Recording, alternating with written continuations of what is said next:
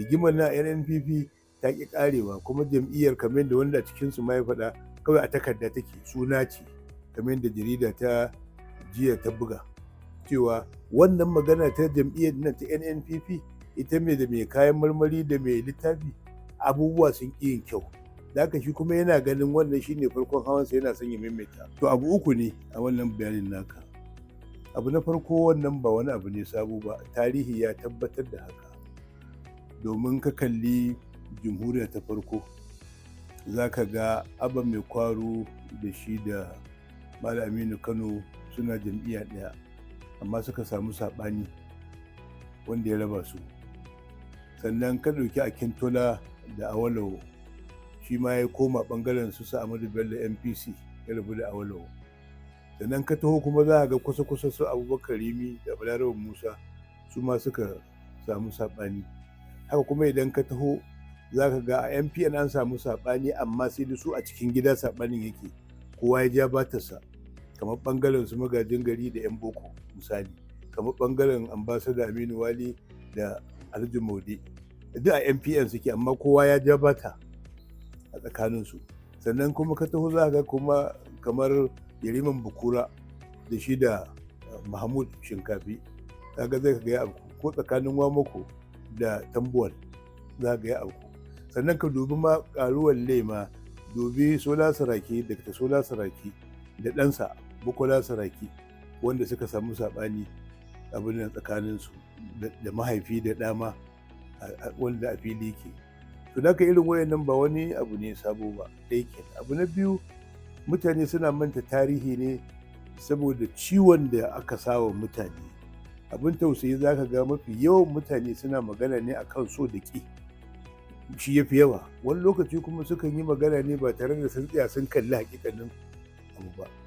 Amma amfanin da yake ciki shine me yasa ake samun wannan saɓani. Kowane lokaci ya danganta da lokacin.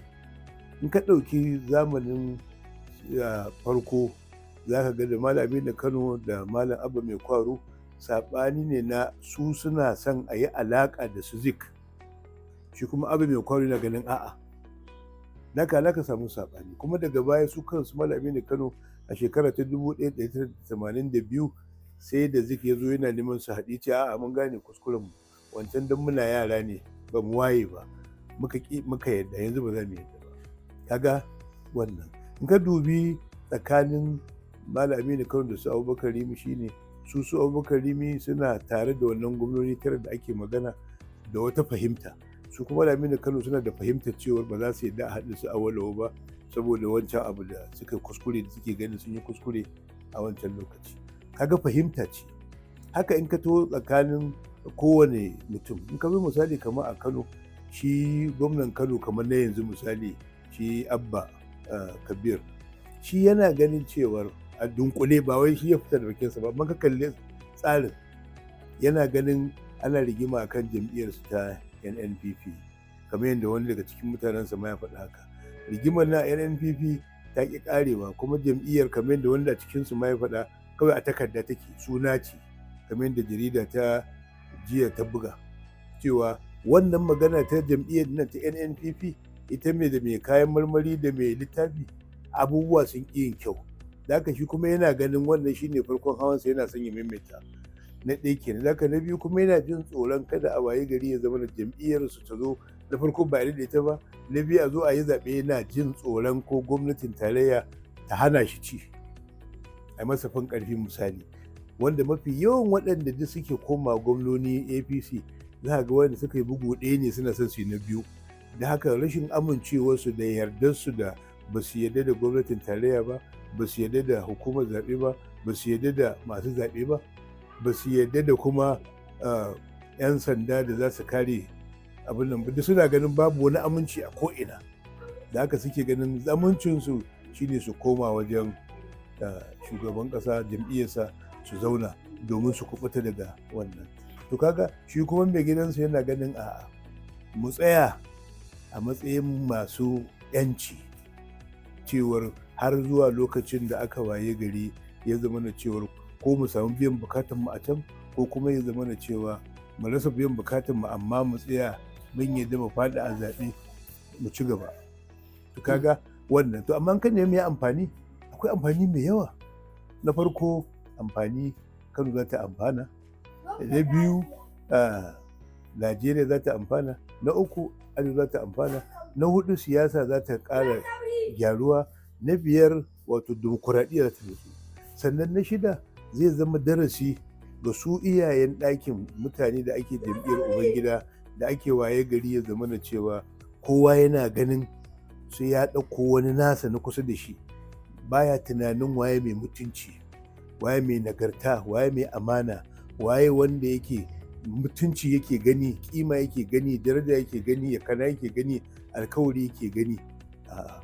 Daga abin da yake fi musu idanu, waye zai biya musu bukata. Shi kuma a ƙarshe tun da ya san akan biyan bukatar su ya taho, shi ma ya ga tasa biyan bukatar. Shi yasa a shari'ar musulunci ka ce idan ka tura kare ya kamo maka dabba, in ya kamo ya so mu ci to kada ka ci, ba kai kamo ba kansa ya kamo. In ko ya kamo ya tsaya na kaɗa jela ya kare abin, to kaga kai kamo. Don haka su iyayen gidan 'yan siyasa, ko da yake mafi yawan lokaci ɗan siyasa abin tausayi ne yadda yake yin tunaninsa. Haka amma alheri ne mai yawa wannan, kuma shi kansa Kwankwaso duk da cewa su makiyansa ko masu yi masa hasada suna yin kallon kamar wani abin murna ne a tsammanin su na cewar ai karshen sa ya zo waye kaza, wannan duk zance ne. Amma akar makalla wato shi ma riba zai ci a wannan tafiya ta fuskar alfanu musamman wa talakawa waɗanda aka ce domin sa ake yi. Ta ina malam yake ganin irin wannan sauye-sauye zai amfanar da su al'umma? Wa ya gaya maka siyasa da ake don talaka ake? Wa ya gaya maka? Ai su da suke faɗa don kamfen, amma idan talaka ake yi me yasa ga bukatun talaka a asibiti, ga bukatunsa a makaranta, ga bukatunsa a gratutunsa ya gama aiki, ga bukatunsa a kan rayuwarsa da take tafiya, ga bukatunsa a kan tattalin arzikinsa. Gashi za a zo a waye gari a ce palliatives an bayar so nawa ake bayarwa, amma talakan bai gani ba. Taki gashi nan lokacin da aka corona aka zo ana cewa a taimaka mutane, me aka yi? Haka wanda da yake cewa dan talaka ake siyasa a wannan ƙasa tamu, to faɗa ya yi don ya ji daɗi ko kuma kawai dan yana ƙarƙashin wani ko dai biya wani bukata, amma babu wani dalili da ya gwada ana siyasa don talaka. A'a, mutane suna siyasa don bukatunsu, don sha'awarsu.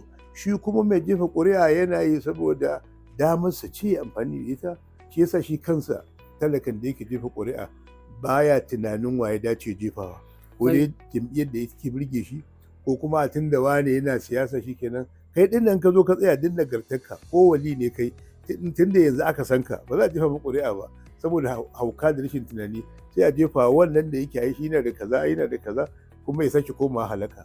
Daga shi kansa da bai san kansa ba. Kada wasu su ce a matsayinka na wanda kake cikin harkar kuma an ga ka tsaya takara kana da kudure-kudure, yau gashi malam ya fito yana faɗin wannan magana, anya ba ka sa mutane shakku a zuciyarsu ba? A yi wani ta siyasa bayarin tasu bace, domin ni siyasa ta dan ƙasa ta nake, dan addini nake, dan al'umma ta nake.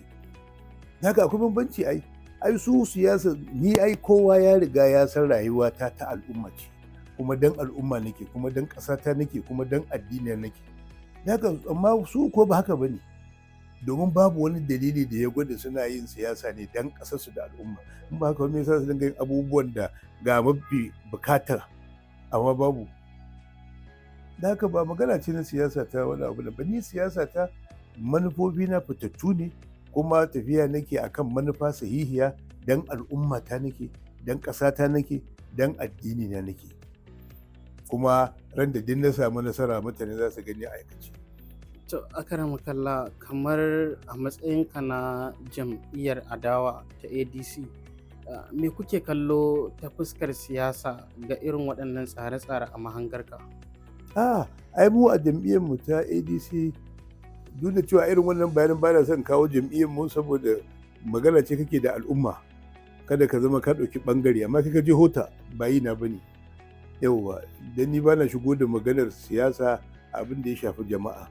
Amma tun da ka shigo da wannan ka ce jam'iyyarmu, da ka ce ADC, ai da mun dan ADC ne, amma tun da ka ce jam'iyyarmu ka shigo da magana kuma akan abin da ya shafe ni, wanda ni kuma kullum a irin waɗannan abubuwa na fi son yi ta a matsayin ba ka da nan da nan saboda al'umma kake gaya wa gaskiya. ADC alhamdulillah yanzu ita ce jam'iyya babba ta hamayya. Mutuƙar ba ta samu cakulkuli, ko da yake ana yi mata, amma ba ta samu cakulkuli na jam'iyya mai ƙarfi a ƙasa ba. Dalili saboda ka ga shi mataimakin shugaban ƙasa wazirin Adamawa Atiku, ga shi kansa Peter Obi, ga Amechi, ga Nasiru ‘yan Rufa'i da wasu manya da suke cikin jam'iyyar a ɓoye a ƙunshi. Wannan ya gwada cewar yanzu jam'iyyar ADC ita ce babbar jam'iyya ta hamayya, domin an riga an rikirkita PDP tana ƙoƙarin ma da za ta motsa daga suman da ta yi, domin an sumar da ita. To kaga ba ma fatan ta mutu, saboda bai kamata a ce ƙasa ta zauna babu jam'iyyu na hamayya ba. Da haka a yanzu muna kyakkyawan fata jam'iyyar ADC ita ce jam'iyya babba ta hamayya, kuma muna fata duk wanda yake cikinta ya zama mai zuciyar da ba za a iya siyansa ba, kuma an taya ma ba zai sallama ba, sannan ko ba a da farashin ma da za a iya siyansa. To aka samu wannan, to kaga shi kenan. In ko aka yi tsautsayi aka samu cewar mutane a shirye suke a siye su, ko an taya su za su sallama ko kuma za su kai kansu talla, to ka gani. Amma kamar yadda shi kansa wazirin Adama yake faɗa ne, wanda duk ya ce ya fita daga takara to ya zalunce shi, domin yana da haƙƙi na yi takara. Da haka kawai sai dai ka bar su a junan su san me za su yi, wani abu ne daban. Amma jam'iyyar ADC yanzu alhamdulillahi, waɗanda suke ce da ta irin ku 'yan jarida masu da ta wai karamar jam'iyya wace ce da waye kuke ba kwa gane bambanci tsakanin, a'a ba karamar jam'iyya, sai dai jam'iyyar gwamnati da jam'iyyar da ba ta gwamnati ba.